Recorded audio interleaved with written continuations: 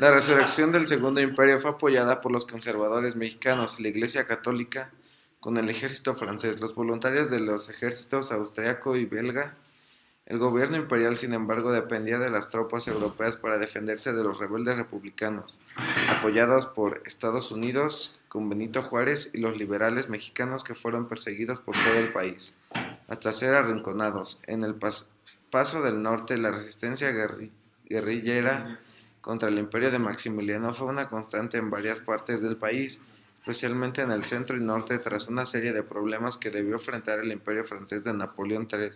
En Europa, las tropas francesas instaladas en México fueron repartidas para defender los intereses de la metrópoli. Mientras tanto, en México había desacuerdos entre los conservadores mexicanos y la Iglesia Católica, que habían traído Maximiliano al país, al propio emperador por las medidas de carácter liberal de este, lo que facilitó la derrota definitiva de las tropas imperiales por el ejército republicano en el sitio de Querétaro en 1867. Fernando Maximiliano José de Habsburgo Lorena fue ejecutado junto a Tomás Mejía y Miguel Miramón en el Cerro de las Campanas el 19 de junio de 1867. La residencia oficial del emperador fue el castillo de Chapultepec, en el centro de la Ciudad de México. El segundo imperio mexicano sería más largo que el primero, de 1863 a 1867. El gobierno de Maximiliano, sin embargo, sorprendió a los conservadores. Era un hombre ilustrado y moderno, mucho más cercano a los liberales mexicanos que a los conservadores, y pronto decepcionó a quienes le invitaron a aceptar la corona mexicana. Benito Juárez, en ese entonces presidente constitucional, encabezó la lucha contra las tropas francesas, y en 1867 regresó a la Ciudad de México habiendo derrotado a los conservadores mexicanos. Sistema de gobierno. Las primeras disposiciones del general Frederick Forey al entrar a la ciudad se encaminaron a tratar de dar a la invasión que se estaba llevando a cabo un tinte de legalidad. Propuso la formación de una Junta Superior de Gobierno que a su vez elegiría a 3 personas que ejercieran el poder ejecutivo. Esta junta, apoyada por 215 individuos, formaría la Asamblea de Notables, que de inmediato signó un documento encaminado a dar forma al gobierno intervencionista que estaba apoyado por una considerable, aunque no mayoritaria, parte de la población. En él se disponía de una nación adoptara una monarquía moderada y hereditaria con un príncipe, el cual tendría el título de emperador de México. Este título, según se estipulaba, sería ofrecido al archiduque de Austria, Fernando Maximiliano.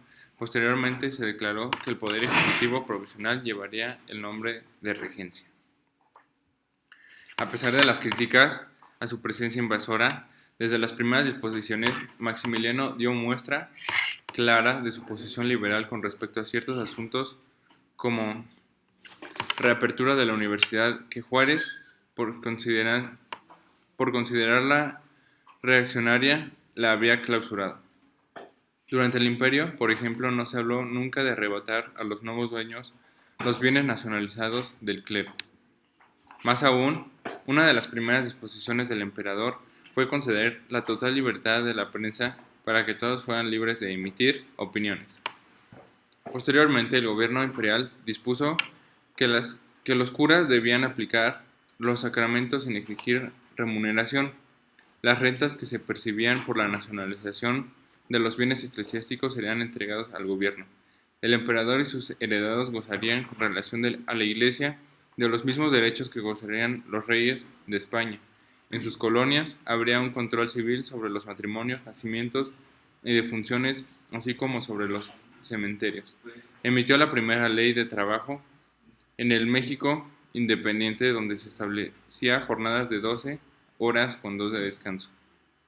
Un día de descanso a la semana. Se prohibió el castigo corporal a las cárceles privadas. Se establecía la libertad para escoger dónde trabajar y el libre acceso de los comerciantes a los centros de trabajo, así como la obligación de los patrones de pagar en efectivo. Fue una ley muy avanzada para sus tiempos. En fin, el emperador apoyó y emitió leyes encaminadas a mejorar la vida de la población. Una serie de medidas encaminadas a sostener algunas de las leyes reformistas que se habían dado ya en el gobierno liberal. El tenor de las disposiciones emitidas por el gobierno imperial no gustó a los conservadores y mucho menos a la Iglesia, que de inmediato presionó al emperador para que eliminara todas las leyes reformistas. La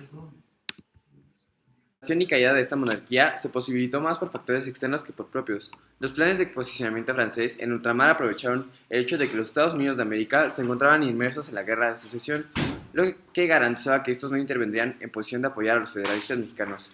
Sin embargo, en 1867 pasarían dos hechos cruciales para el Segundo Imperio Mexicano. Los federalistas de la Unión Americana ganan la Guerra de Sucesión y el Imperio francés se encontraba amenazado por Prusia en la inminente Guerra Franco-Prusiana. El legado